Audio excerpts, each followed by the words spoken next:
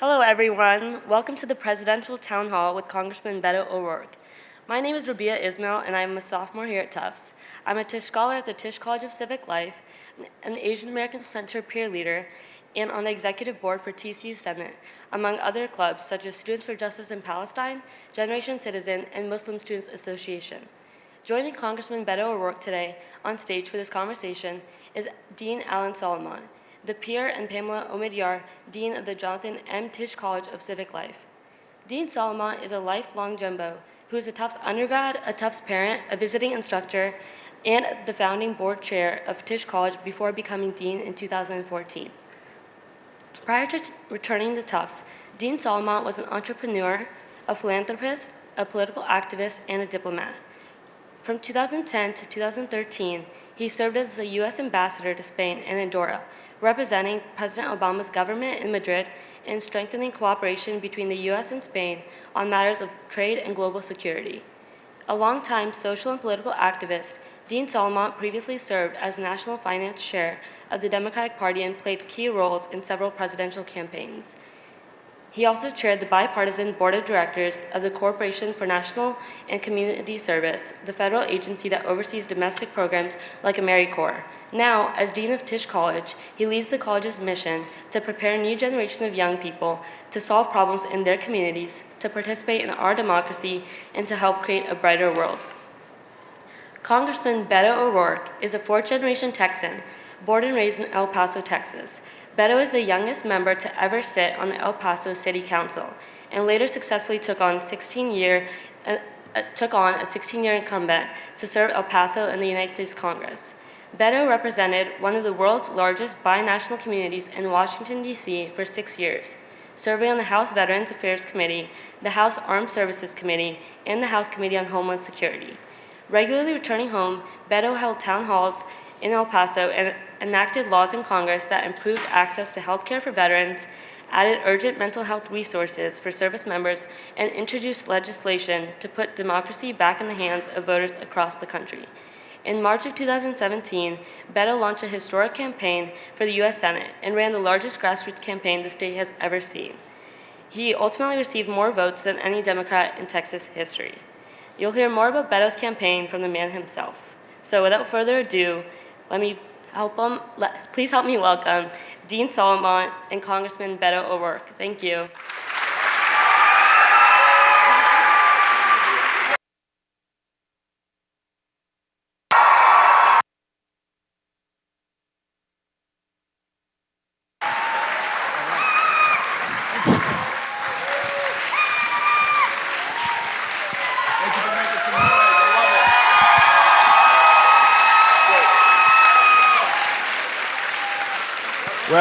Well, am I on? You think they're clapping for you or for me? Beto, welcome to Tufts University. Welcome to Somerville, Massachusetts. We couldn't be more thrilled, all of us, this audience, to have you here. Classes just started this week, and so this is really a great kickoff.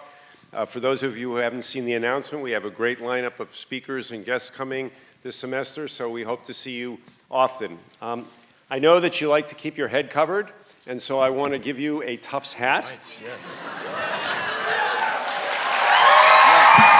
right. Let's do that. My head is big. No. Yeah. I want to thank Rabia for that wonderful introduction and how proud we are that she is a Tisch Scholar. I also want to acknowledge a Tufts alumna who was part of our contact with Beto, which is Jen O'Malley Dillon, is Beto's campaign manager. And she emailed me the other night and said, "How would you like to have Beto O'Rourke on campus?" I said, "Sounds good." Anyhow, let's get right to it. I'm going to ask you a couple of questions, and then we're really going to spend the bulk of our time together letting our audience talk to you. But as you may know, at Tisch College of Civic Life, we believe that there are many pathways to civic engagement. But one of those is a political pathway, which is the one that you've chosen. You've been an elected official as a member of the city council of your hometown of San Antonio. You've been a member of Congress. You have been a candidate for the United States Senate, and now you're seeking the White House. So why are you running? Tell us about, why do you choose politics as the way to make a difference in this world. And I know you like to get close to the audience, so if you want to stand up while you answer this question, I'll just stay seated. That sounds good. First of all, Tufts, how are you doing today? Great.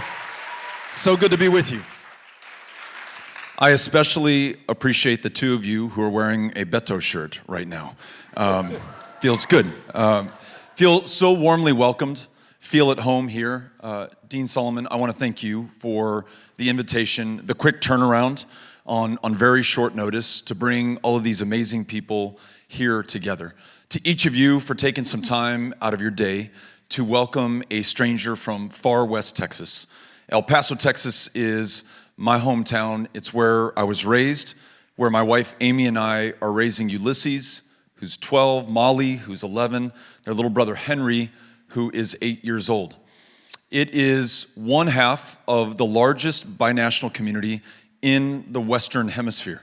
With Ciudad Juarez, there are 3 million of us, 2 languages, 2 countries, connected, not separated by the border, the Rio Grande River, to form something far greater and more powerful than the sum of the people or the number of parts involved. It's absolutely magical. When I met Amy on a blind date, pre-Tinder, 15 years ago, she wasn't from El Paso, and like any good boy in my hometown, I picked her up from where she was staying and drove her downtown, and we walked over the Paso del Norte Bridge and went to the Kentucky Club to have a margarita where they were invented. Dicen, allí in the Kentucky Club.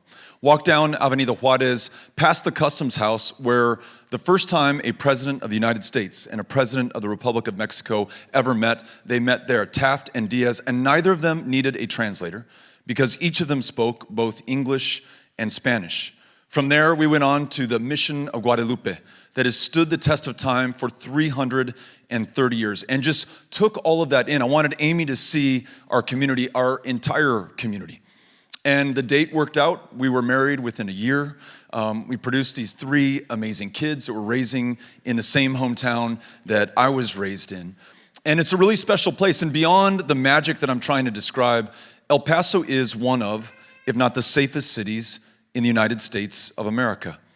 Not despite, but because it's a city of immigrants and asylum seekers and refugees from the world over who have chosen us, who left their hometowns, their home countries, very often their families, to start anew as strangers in a strange land, to do better for themselves and their kids, the same way that Amy and I want to do better for ourselves and our kids, but also to do better for us.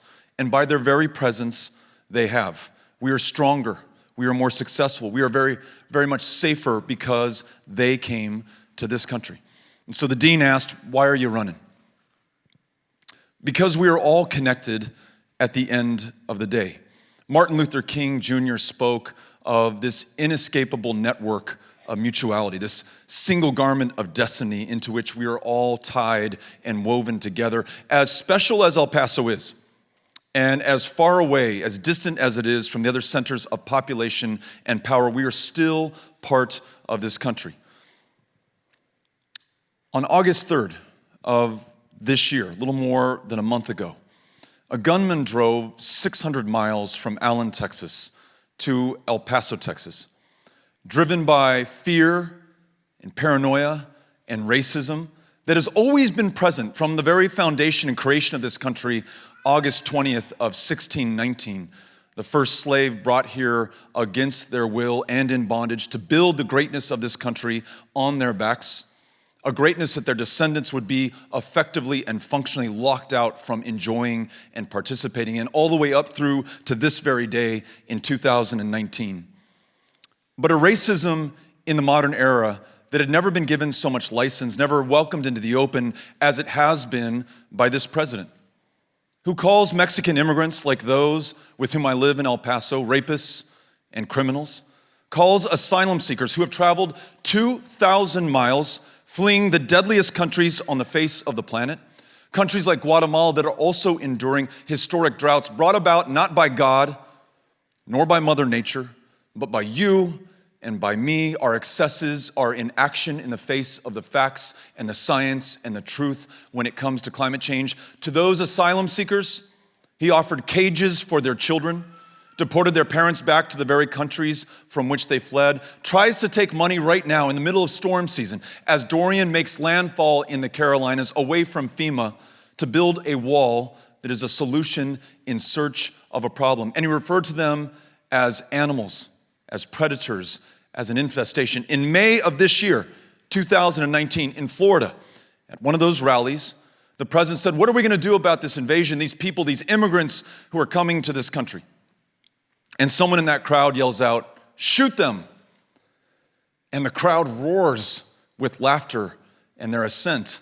And the president provides his consent by smiling and laughing along with them. Well, this guy in Allen, Texas, ordered an AK-47, a weapon designed to kill people as effectively, as efficiently, and as great a number as possible on the battlefield. And when that weapon came in, his mother called the police department, and Allen said, what in the hell does my son need with this? He's not in the military. You don't need it to hunt. It's not necessary for self-protection. And the police said, I'm sorry, ma'am, nothing we can do about it.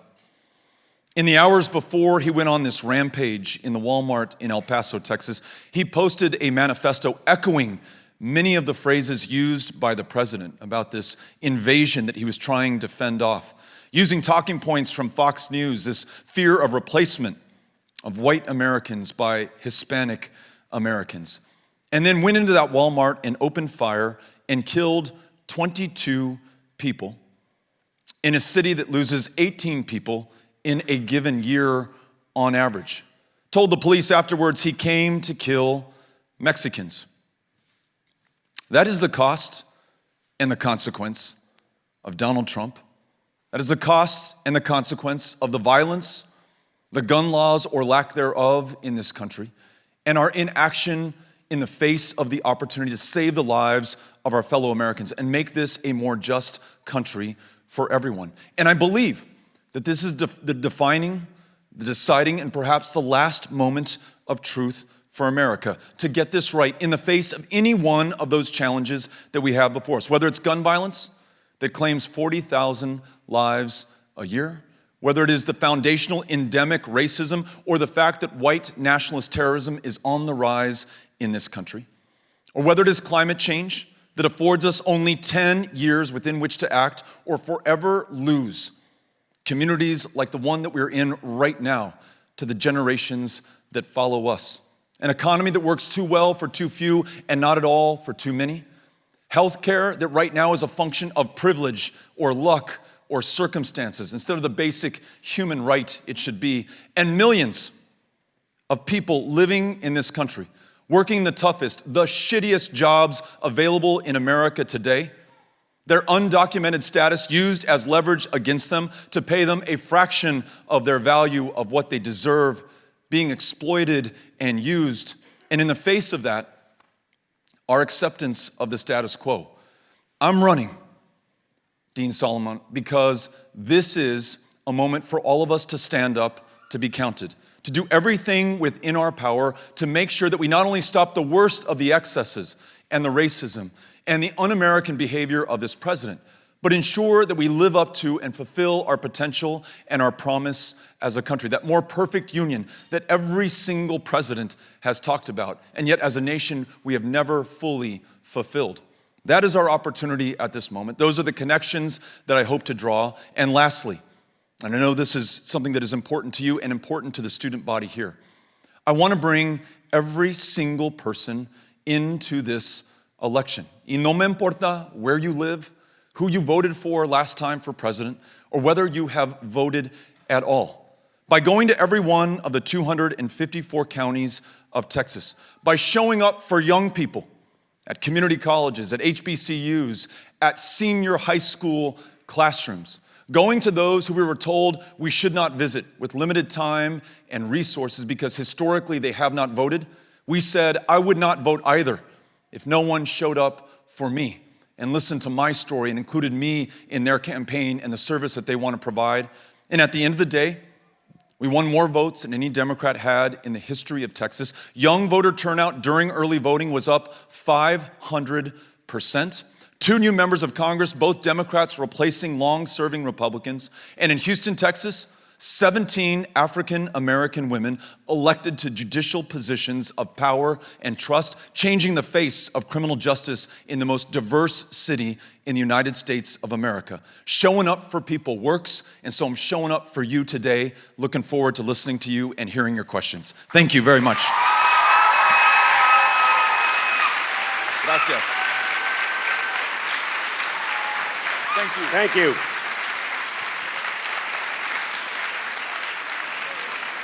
So I do want to just ask you a little bit more specifically something about gun violence. And you mentioned your own hometown of El Paso and the 2 recent mass shootings in your state. We live in a country where every community has been affected by gun violence, probably disproportionately communities of color.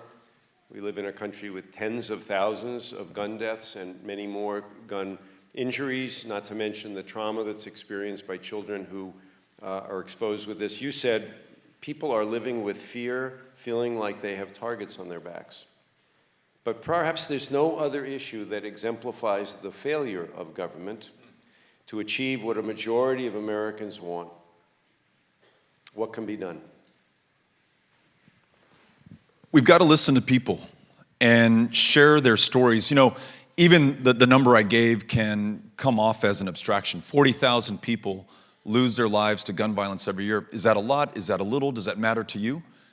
If it's someone you care about, if it's someone in your life, if it's someone within whom you can see yourself, then maybe it does. We were just in Midland and Odessa, which a week ago lost 7 people. This was the 4th massacre in Texas in under 2 years. The Sutherland Springs Church, Santa Fe High School, El Paso, Texas, and now Midland and Odessa. And we went to the hospital in Odessa, and we met with some of the survivors, including a police officer through his heroism probably saved the lives of countless other citizens of that community. But we also met the mother of a young man who had been shot in the hand, and he was in his hospital bed recovering. But he was shot in the hand because he was trying to save his sister's life. And the gunman who had an AR-15, again, it's high impact, high velocity round, which expends its entire kinetic injury inside of your body to tear it to shreds, to destroy you so that you bleed to death and cannot get back up, which is what we want for the enemy soldier on the battlefield. But that's what happened to his 15-year-old sister. And because of the rampage and the number of people who were shot and the number of different locations that those shootings took place in Midland and Odessa, it took them an hour for the ambulance to show up. And that mother and her son watched their daughter and sister bleed to death over the course of that hour right in front of their eyes. So what do we do about this? Listening to that mother, understanding what just happened in El Paso, Texas. Mexican Americans, Hispanics, knowing that they were hunted for their ethnicity, feeling like they have, as you just said, a target on their back. We cannot accept this as an act of nature, a comet that just struck that Walmart and shit happens. I guess we'll just have to go on with our lives. This is an inherently violent or evil or bad country. Or this is a human caused problem with a human solution. And we have to be really honest with ourselves about what that solution is. Universal background checks, that will certainly save lives. Red flag laws where we take that gun out of your hands if you're displaying behavior that would lead us to believe that you will kill yourself or kill someone else in your life or in my life, that'll save lives. Ending the sales of AK-47s and AR-15s, that'll save lives as well. But there are more than 10 million AR-15s and AK-47s on the streets of our communities today. And so we must take the necessary, though politically difficult step of saying that we have to buy those AR-15s and AK-47s back. We have to mandate that, not electively, but this is a mandate that every single American who owns one of them will have to fulfill. And the way that we do this is not only listen to the victims of gun violence or our fellow Democrats, but bring in people who very often are not included in the conversation. That's what took me to a gun show in Conway, Arkansas, which I did not think was the brightest idea on the part of my campaign as I was about to walk in the door, because the day before we just announced that we want to buy back every single AR-15 that anyone at that gun show owns right now. But when I walked in, I was so positively surprised to have so many people say that they too believed that we had a problem in this country. They wanted to be part of the solution. Some said, I will gladly sell that AR-15 back or destroy it, cut it into pieces. Others said, no way in hell you're gonna get your hands on my gun. But I've got 3 kids in school as well, and I'm worried about them too, and so let's try to figure something out. 90% of America believes in universal background checks. 46% of America, with no politician having the guts to even talk about it, believes in mandatory buybacks of weapons of war. If we reflect true leadership and courage in this country, if we have someone or a campaign or an action or an act of Congress to rally around, I'm confident that ultimately we will get this right. And so that's why I'm putting this at the centerpiece of my campaign. It will mean saving lives and ensuring that everyone is allowed to live and fulfill their true potential. Thank you. Let me just ask you one more question, and then you're all going to have a chance to ask Beto. But you mentioned the importance of young people. That's of great importance to us here at Tufts and at Tisch College. It's great to see people who've heard about this event, 24 hours ago and filled the hall. Your Senate campaign attracted a lot of youth support and engagement, but I'm sure you'd agree that there's much more that we can do to reduce barriers to voting, to lift up youth voices, especially in marginalized communities, to attract more young people to public service, and to build a government that's more responsible to youth concerns. So how would you intend to go about doing that? A couple of ideas. One would be automatic voter registration. So on the eve of your 18th birthday, you are already automatically registered to vote, ready to go into that ballot box and help decide the future of this community or your state or this country, and by extension, the world. Same-day voter registration with as few hassles as possible, so that if for whatever reason you're not registered and you want to participate in that election, you can. But I really appreciate you mentioning marginalized communities, communities that have been on purpose and by design suppressed and kept out of the ballot box for as long as there's been a ballot box in this country, certainly ever since the end of Reconstruction. Texas is a great example. We ranked, before last year's midterm, 50th in voter turnout. And that's not because we love our democracy any less than you do here in Massachusetts. We were literally drawn that way. Communities of color, African Americans, Mexican Americans in particular, drawn out of a congressional district based on their ethnicity or their race to diminish the power of their vote or the likelihood that their voice would ever be heard. In Texas, you can use your license to carry a firearm to prove who you are at the ballot box and be able to vote, but you cannot use your student ID at the University of Texas at El Paso at the ballot box to prove who you are so that you can vote.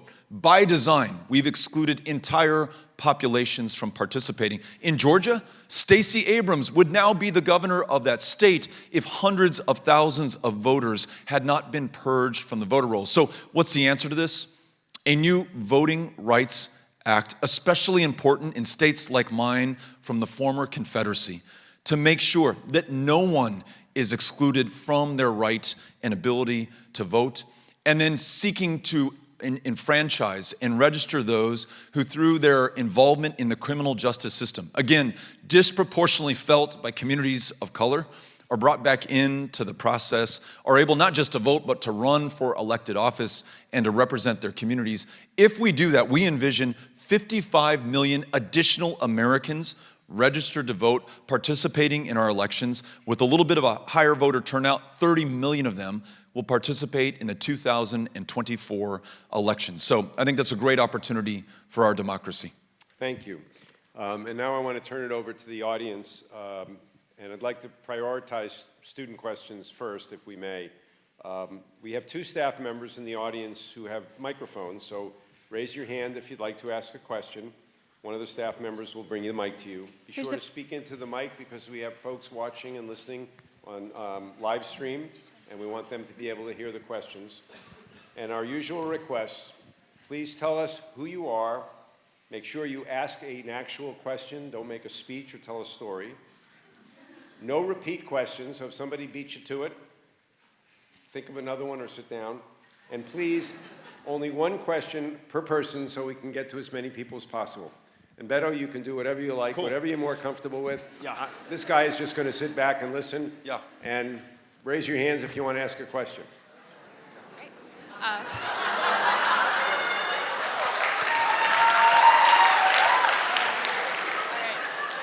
Hi, my name's Nikki Maddie. I'm from San Antonio, Texas, and I was really proud that last year I cast my first vote ever for you as a senator in Texas. So now that you're vying for the presidency, I wanted to ask you a little bit more about your vision for comprehensive immigration reform. Yeah. On stage, Secretary Castro challenged you to support the repeal of Section 1325, which you have thus far refused to do. So I wondered if you could elaborate, if that's not the solution, what is the solution to the humanitarian crisis at our border? Yeah, thank you for the question. Thank you for the vote. Thank you for bringing some San Antonio love to Boston and making that connection between Massachusetts and Texas. No, 1325, which I co-sponsored legislation to rewrite when I was a member of Congress, so that we don't criminalize anybody coming to this country seeking asylum or refuge or shelter. And if we think about it for a moment, and some here may be or may have been that person or have family members who were that person, you're at your most desperate and vulnerable and defenseless. And there's no reason in the world that we should put you in a cage or keep you in a cinder block, concrete floor cell where you're sleeping on that floor at night under a Mylar blanket. We should never separate you from your family. And we should do everything within our power as a country to reunite those families, especially those children who have been separated thus far. So that's an important step, and I want to make sure that we do that, but that is absolutely insufficient to the challenge that we have right now. There are 10 million here in this country who are undocumented. More than 1 million we refer to as dreamers really know no other country but this one, may not speak any other language but English. And if we send them back to a place where they no longer have friends or relatives or networks or any kind of connection, and against those long odds they're successful, they'll be successful for that place, not this place. I want them to reveal their true genius here in the United States, and that's why I'd want to make them U.S. citizens as soon as possible. Their parents, their sisters, their brothers, the millions more, as I said earlier, working the toughest, the most back-breaking work available in the United States today. Imagine how much more they could do as legal permanent residents, as U.S. citizens, living without fear of being deported. Even those who've been here for 20 and 25 years have committed no crime, have given far more than they will ever be able to take back. Let's recognize that by rewriting our laws in our own image, in the image of Boston, of El Paso, of San Antonio, of this country of asylum seekers and refugees and immigrants from the world over. But we've got to go steps further than those. We've got to go to Guatemala and El Salvador and Honduras, these countries that are producing so many of the asylum seekers that we see who travel 2,000 miles, much of it on foot, some of it atop a train known as La Bestia or the Beast, to come to this country in the first place. And let's have the humility of acknowledging that no one wants to leave their country. As beautiful and amazing as America is, most people want to stay where they were born, where they live, and they leave only because they have no other choice. When they themselves are hunted, or they fear that their kids will be killed or raped, or will starve to death, that moves them just like it would move you, just like it would move me and Amy if that were the only way to save our kids' lives. So making sure that we accept these asylum seekers when they come here. Do not ask them to remain in place in Mexico. In Ciudad Juarez alone, 13,000 people who are not from Mexico are forced to stay in Mexico, defenseless against those who prey on the most vulnerable in that country. But then also addressing the endemic poverty and violence and drought that we're seeing in Central America, so much of which has a connection to this country. Guatemala, 1954, the United States led a coup that overthrew the democratically elected president Jacob Arbenz Guzman. In Nicaragua, in El Salvador, in the 1970s and 1980s, we involved ourselves in their civil wars.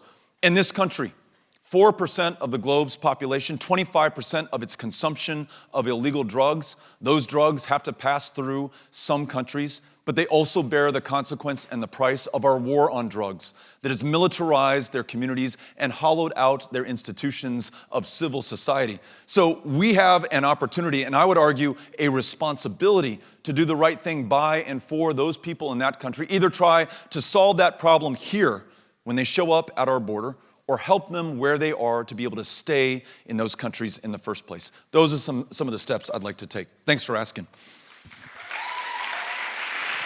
Here we go. So, hi Beto, my name is Deepan Garadia, and I'm a sophomore from Princeton, New Jersey. So really regarding privacy and protecting the data rights of individuals, especially with the last election with Cambridge Analytica, and that data has now surpassed crude oil in value. Do you support federal legislation to protect people's privacy? And how do you see yourself adapting to the ever-changing technological climate? Thanks for asking the question. The answer is yes. Right now, we treat these social media platforms, for example, Facebook and Instagram and Twitter, like we would treat a utility, a common carrier that has no responsibility for what is delivered at the end of the pipe, the content that we receive.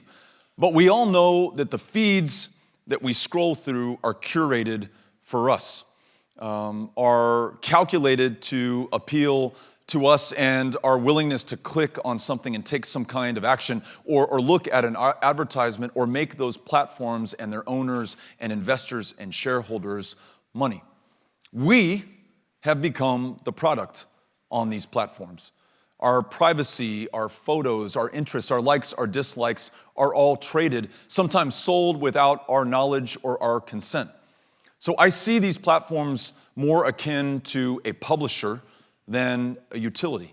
And the impunity with which they can act right now, the immunity from any kind of legal consequence or accountability or justice, leaves us in the breach.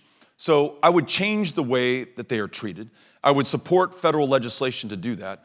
We would mandate that they change their user agreements with all of us and the Russians who are on there with us, capitalizing on our likes and dislikes, our biases, and turning us against one another, as you said they did in 2016.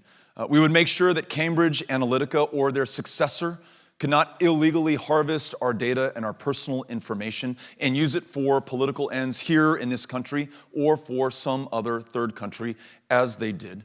And we would make sure that this is vigorously enforced so that there are consequences. Consequences that can be measured in the fines that are paid, consequences that can be measured in companies that, if they continue to act without regard to the public interest, will be stopped or broken up or forced to no longer be able to practice in the way that they are today. So thank you for the question. Appreciate that. All the way to the back. Hello, my name is Malcolm Zuckerman. I'm a sophomore from Concord, Massachusetts. I was wondering where you think that our foreign policy focus as a country should be, especially in regards to adversarial relationships coming into the next term. Yeah. Thanks for the question. We have the most pressing challenges that we have ever faced, and number one among them is climate change. 10 years left to us, not as Democrats or Republicans or Americans, but just as humans on this planet to get this right. And so every connection that we have with the rest of the world should be leveraged to address climate change. Even if we were to flick the switch in this country, if that switch existed, to stop emitting carbon dioxide and greenhouse gases, we're only 16% of the globe's contribution to the problem. So we need to be able to work with everyone else. And that means meetings like the one we were just at G7, where the President of the United States did not even show up at the conversation about the climate or the fact that the lungs of this planet are burning in the Amazon. We would use meetings like those to leverage the power of all of the countries present to make sure that we do the right thing, not just for the first world, but for the southern half of the world that has borne the brunt of the first world's inaction in the face of the facts. Everything that we know today in 2019 We knew in 1979 about what is happening to this planet and our contribution to it. We again have culpability, responsibility, but also opportunity to lead. I would make sure, as we just suggested, that in Central America or in other parts of the globe that are facing historic droughts or violence or civil war, that you have American leadership. And wherever there is an open question about whether the future is a democratic or an autocratic one, we always solidly, strongly, unequivocally side with the former instead of the latter. But right now, you have the President of the United States turning his back on our democratic allies and partners and friends, embracing strongmen, not just Vladimir Putin, who he invited into our election in 2016 and then apologized for once he was sworn in to office. But it is Duterte in the Philippines, al-Sisi in Egypt, Erdogan in Turkey, and in Saudi Arabia, Mohammed bin Salman is bombing the shit out of Yemen into the last century, into the next humanitarian crisis on this planet. 7 million people are approaching mass starvation and dehydration on one of the most water-scarce countries on the planet today. And the President of the United States not only looks the other way, but literally said out in the open, though they are doing this, though they murdered an American-based journalist with complete impunity, they buy billions of dollars in weapons and arms from this country. So we got to keep doing business with them. We got to stand for something in this country, on that world stage, but it must importantly begin at home. And that means treating everyone in this country with the respect and dignity that they deserve as human beings and addressing that endemic racism that I talked about at the outset. So thanks for asking the question. Appreciate it. Hi, my name is Winona. Where am I looking? I'm like, She's all the way back to your left. Okay, Hi. I see you there. My name is Winona. I'm actually a recent alum and a cybersecurity researcher. So my question is surrounding the fact that individuals in my field are currently gearing up for monitoring presidential campaigns and the threats on the cybersphere that may arise, not just from the Russians, but also from the Chinese and cyber criminals and even hacktivists. And so given your history in one of the hacktivist groups that coined that phrase, as well as this current climate, what is your campaign doing to protect itself from these threats? And also, how does that reflect on your cybersecurity policy for the United States to defend organizations from foreign threats in cyberspace? Such an intelligent question from clearly an intelligent person who really should be giving the answer to this question and not just posing it. So I hope that we can stay in touch and you can help me out. But look, I'm under no illusion about the dangers that we face in this country and in political campaigns in particular. Someone mentioned earlier Cambridge Analytica. There was a reference made to the Russian involvement in our elections in 2016. We know that the phishing and cyber attacks in our campaign, in the DNC, probably the RNC for that matter as well. Perhaps leaders here at this institution are a daily or a minute-by-minute threat against which we must be vigilant. It does not help when you have a president who still to this day will not acknowledge that attack took place, will not command the leadership nationally that we need to make sure that we are safe from the next attack. So we've got to rely on the institutions that we have that are still working despite the president's best efforts to undermine them. We've got to be able to, on our own, make sure that we are conducting this campaign in the safest and yet strongest way possible. And without going into details, we've adopted protocols to make sure that we're protecting the data that we're sharing within this campaign. But we really need a commander-in-chief who is aware of the scope, the scale, the severity of this problem, and that it could very well not just undermine our elections, and that's fundamental to our future as a democracy, but our military standing, our competitive advantage economically, everything that makes America stand out in the world in the first place could be undermined and compromised by these breaches in security and our lack of resources and leadership to meet that challenge. So I want to acknowledge that I understand that is an ever-present threat, that it's been unmet by this current president. As president, I will make sure that we have the resources commensurate with that threat and that we call it out into the open exactly what is happening, and that those countries who participate in these kind of cyber attacks against the United States understand that there will be real consequences and accountability for their actions. Again, something that we have failed to do under this administration.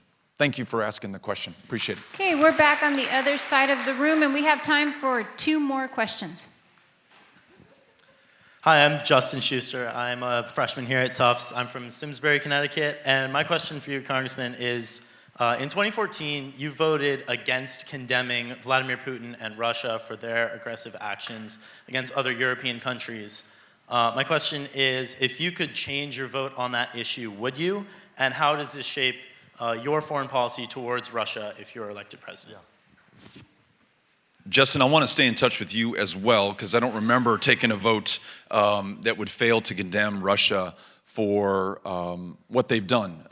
Their invasion of Georgia, their annexation of Crimea, the civil war they precipitated in the eastern part of the Ukraine, what they're doing in Syria right now. I mean, all of this threatens the people in those countries. And really, ultimately, the logical conclusion of this is it threatens the United States and our friends and our allies and our service members stationed around the world. So, no, I'm very concerned about that. I wonder if you're referring to a vote I took not to arm or send United States arms to Ukraine. And people may differ on whether that was a wise vote. My concern is that we're in our 18th year of war in Afghanistan. We're 28 years in Iraq. I was a high school senior. I'm going to be 47 years old this month. I was a high school senior when George H.W. Bush first announced U.S. military involvement in Iraq. We've been there every single year, every successive presidential administration since. Pero además, we are in Syria tonight. We are in Yemen tonight. We are in Libya tonight. We are in Somalia tonight as well. I just don't want to see us go into more wars. And it's hard for me to come to the conclusion that U.S. military involvement makes situations better in these countries versus a focus and investment in diplomacy. So anyhow, that's my position on that challenge. And certainly, we can do a lot better than Donald Trump, whose craven behavior when it comes to Vladimir Putin. You saw the press conference in Helsinki, Finland, on foreign soil, on that stage, defending Vladimir Putin, who invaded our democracy instead of our intelligence community. So I will make sure that we hold him to account for what he's done to this country first and foremost, but also for their adventurism, their behavior, their invasions of other countries around the world. Thanks for asking the question. Appreciate it. This is going to be our last question. Hi, I'm Julia. I'm a freshman here at Tufts. I know that you have endorsed a healthcare plan called Medicare for America instead of Medicare for All. Could you elaborate on what your plan would do and why it would be better than Medicare for All? For the millions of our fellow Americans who have no insurance, no health care, no ability to see a doctor, for my fellow Texans who, with schizophrenia and bipolar disorder and clinical depression, far too often are getting arrested on purpose to be taken to the county jail, the one place they are guaranteed to get the care, the prescription to the psychotropic medication, the roof over their head, the warm meal that they otherwise would lack. The county jail system in Texas is the largest provider of mental health care services in Texas. The county jail in Harris County, home to Houston, is the largest inpatient provider of mental health care services.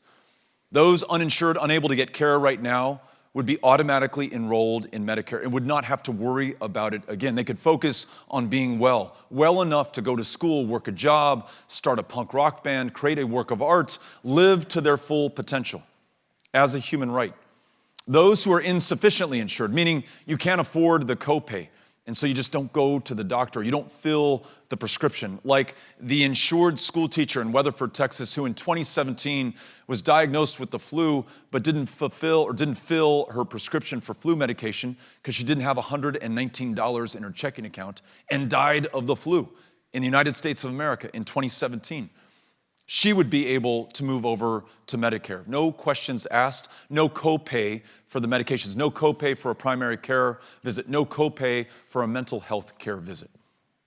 But those who have employer-sponsored insurance, including members of unions who fought for health care plans that work for them and their families, sometimes plans in lieu of wage increases or other earned benefits, are able to keep them. So we get to universal, guaranteed, high-quality care, but we preserve choice and respect the decisions that our fellow Americans have made. And that means they now have primary care, mental health care, and it also means that every woman is able to make her own decisions about her own body and have access to the care that makes that possible. So that's our plan for health care.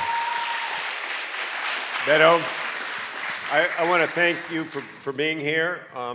We believe that elections are a teachable moment. This is a great opportunity to teach students at Tufts about democracy. So when you're with your fellow candidates, either at a debate or in New Hampshire this weekend, tell them how warmly you were received at Tufts. I will. Encourage them to come, but trust me, we will always remember that you were the first. Okay. Thank you all very much. Les agradezco. Gracias y nos vemos. Thank you. It's really cool. Thank you all.